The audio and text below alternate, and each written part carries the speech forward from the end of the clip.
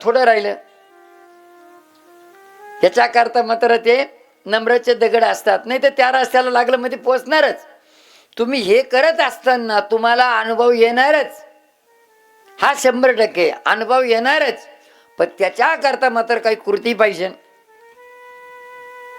कृती म्हणजे समजलं तुम्हाला, आपण काय केलं पाहिजे. आता मात्र सकाळी आम्ही एक मुद्दा सांगितला, त्याच्यात आणखीन एक चिठ्ठी आली होती की संध्याकाळी पुन्हा हे सांगा म्हणून. पती पत्नीचे वाद होतात, याला कारण मात्र काय आहे? काय इथं मात्र कंपाळाला कुंकू लावायचं, भांगामध्ये शेंदूर भरायचा असा विधी आहे, पूर्वी काळपासून आलाय. पण आता मात्र कंपाळाला कुंकू लावायचं आणि भांगात मात्र कुंकूच भरायचं. आणि एक आहे तर आपण एखाद्या बाजारला गेलो ना, एखाद्या जत्रेमध्ये जर गेलो ना, तर कुंकू माता भगिनीने स्वतःच्या हाताने नाही घ्यायचा, दुसऱ्याकडून पण नाही घ्यायचा. का तुम्ही यात्रेला चालले मग माझ्यासाठी कुंकू घेऊन या असं पण नाही सांगायचं. तर तुमच्या घर परिवारामध्ये पती पत्नीचं एकमत, एकचार, एकमेकाबद्दल प्रेमजिव्हाळा पाहिजे ना. तुमचा संसार सुखाचा व्हावा असं जर वाटत असेल ना, आपल्या पतिदेवाच्याच हाताने मात्र कुंकू घ्यायला सांगा. पतिदेवाच्याच हाताने कुंकू घ्या, अंतून कुंकू लावा. दुसऱ्याच्या हाताने मात्र घेतलेला कुंकू मात्र तुम्हाला लाभदायक नाही होत, पती पत्नीमध्ये वाद करून देतो. म्हणून अशा पद्धतीनं मात्र इथं खरोखर चुकतं, म्हणून मात्र अनुभव येत नाही. मग आपल्याला या अनुष्ठानामधून कृती पाहिजे.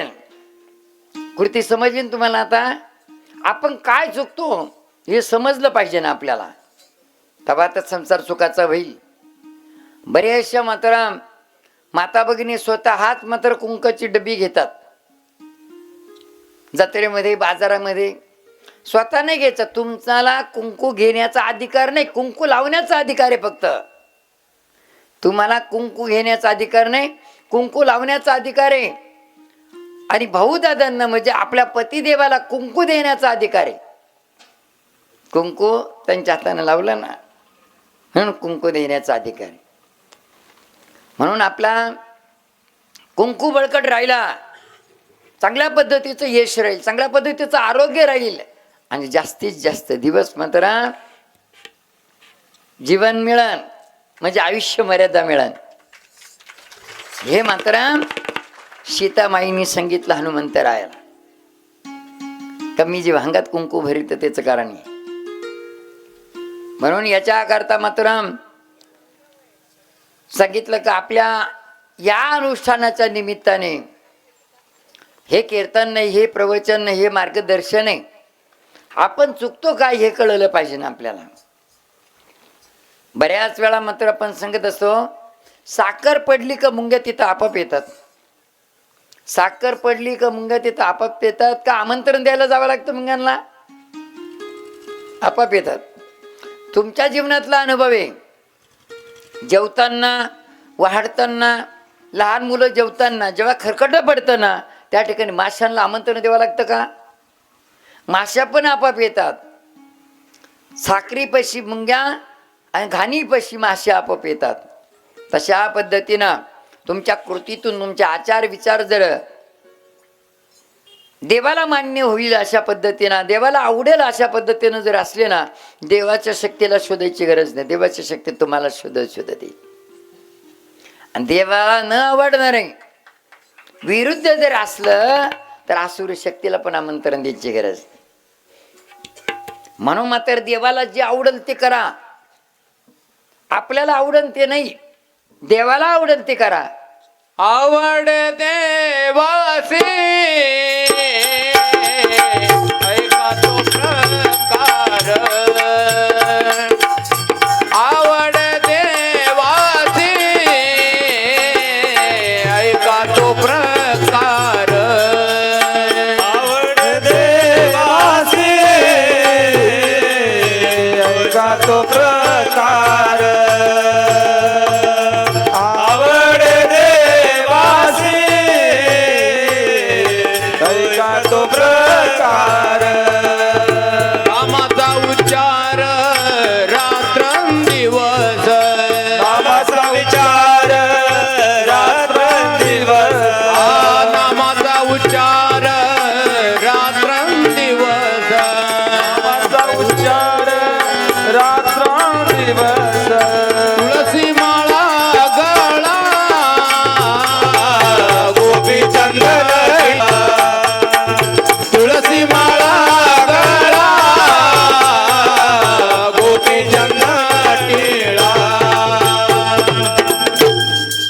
एकदा जोरदार भजनी मंडळासाठी टाळी वाजवा. अगदी एका वाक्यात उत्तर दिलं. परमेश्वराला काय आवडतं? रात्रंदिवस त्याचं चिंतन, रात्रंदिवस त्याचं चिंतन. तेव्हा आपली चिंता दूर होती. आता माझी चिंता तुझं नारायणा. तुम्ही त्याचं चिंतन करत राहिले तर तुमची चिंता दूर होईल. गळ्यात माळ आणि कंपाळाला टिळा, बस देवाला हे आवडतं.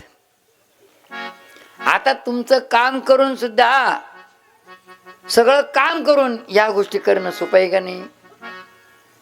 काही अवघड आहे. म्हणजे एक गोष्ट पुन्हा,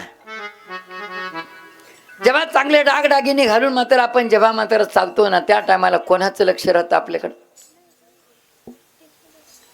माणसांचं तर राहीलच राहील, पण कोणाचं राहील जास्त लक्ष?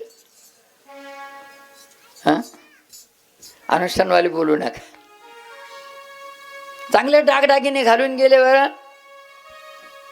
जास्ती दुसऱ्या माणसाचं जाऊ द्या, ते मात्र अपमानासारखं पाहते. आपल्याकडे ना ते खाली पाहून घेतील, पण जास्तीत जास्त लक्ष चोरांचं राहील तुमच्याकडं. चोरांचं राहील, कुठं जाते, कुठं थांबते, चोरांचं राहील का नाही? तसं जर समजा तुमच्या गळ्यामध्ये माळ असली तर कोणाचं लक्ष राहील तुमच्याकडं? देवाचं लक्ष राहील. म्हणून मात्र देवाला जे आवडन ते करा. आणि दुसरी गोष्ट एक, यातून मात्र आपण सगळे पोरके आहोत. आपण सगळे पोरके आहोत. जेव्हा सुखाचा प्रसंग येतो ना, आनंदाचा क्षण येतो ना, त्या टायमाला सगळे आपल्या जवळ येतात. मध सगळ्यांनी पाहिलं असेल ना, मधात मध आहे तोपर्यंत सगळ्या माशा एकावर एक, एकावर एक, एकावर एक, एकावर एक सगळा त्या पोळीला लटकून बसतात. आणि त्याच्यातला गोडवा संपला ना, त्या पोळीला सोडून देतात. गोष्ट खरी का नाही? तसं आपल्याकडं आहे म्हणून जग आपल्याकडं येतं, जग आपल्याला ओळखतं. आपल्याकडे नसलं ना, कोणी आपल्याला विचारणार नाही. म्हणून आपण पोरके आहोत. पोरके कोणाला म्हणता येतं? ज्याला कोणीच नाही त्याला पोरके म्हणता येतं. नाथ गोथ गणगोत हे सगळं मात्र फक्त दिल्या घेतल्याच आहे. आपला तो फक्त परमेश्वरी. म्हणून म्हटलंय, आपुला तर देव एक करून घेवा, तेने बिना जीवा सुख नाही. मग आता त्याच्याकरता तुम्ही जेव्हा लहान होते ना, त्या टायमाला तुम्हाला आईशिवाय करमत नव्हतं, वडिलांशिवाय करमत नव्हतं. जेव्हा लहान होते तेव्हा. आणि मोठं झाल्यानंतर ना, आता त्यांची काही गरज राहिली. मोठं झाल्यानंतर पण शेवटपर्यंत, शेवटच्या श्वासापर्यंत परमेश्वराची गरज आहे आपल्याला. आई वडील गेले, पण त्यांच्या जाग्यावरती मात्र परमेश्वर मात्र आपल्या पाठीमागे असावा शेवटपर्यंत. का? ज्या टायमाला लहान असताना आपण आईवडिलाला सांगून जात होतो की मी खेळायला चाललो, बरं का, मी खेळायला चाललो. त्या टायमाला आपण खेळायला गेल्यानंतर ना आई वडिलाचं लक्ष राहत होतं, कमीत कमी आईचं तरी लक्ष राहत होतं, माझं बाळ तिकडे खेळतं, बरं का, माझं बाळ तिकडे खेळतं. मग अशा स्थितीमध्ये आता आई वडिलाला विचारत नाही आपण, कारण की आपण आता खेळायला जात नाही, कामाला जातो ना. त्याच्याकरता देवाला विचारून जा की मी महत्वाच्या कामाला चाललो, आणि महत्वाच्या कामाला चाललो असं देवाला सांगून जा. म्हणून तेच देव मात्र आपल्या घरामध्ये पाहिजे. मग घरामध्ये कोणते कोणते देव पाहिजे हे आपण यूट्यूबच्या माध्यमातून सांगितलंय. फक्त शॉर्टकट मात्र कालचाही विधी मात्र आज सांगू आणि आजचाही सांगू. देव कोणते पाहिजे? गणपती बाप्पा. 33 कोटी देवांच्या पहिले मात्र गणपती बाप्पाची पूजा होती. 33 कोटी देव म्हणजे तिथं टाणा टोना करणी कवटा सगळे आले. देवी देवता ऋषी मुनी ब्रह्म विष्णू महेश सगळेचे सगळे देवी देवता आले त्याच्यामध्ये. सगळ्यांच्या पहिले गणपतीची पूजा होती. म्हणून गणपती बाप्पाची मूर्ती, महादेवाची पिंडी. पवित्र श्रावण महिना चालू आहे आता. प्रत्येक बऱ्याच जण मात्र श्रावण महिन्यामध्ये अखंड उपास करतात. का श्रावण महिना सुरू झाल्यापासून तर श्रावण महिना संपेपर्यंत नाही, ज्यांचा पूर्ण श्रावण महिना उपास आहे ना, तो श्रावण महिना संपे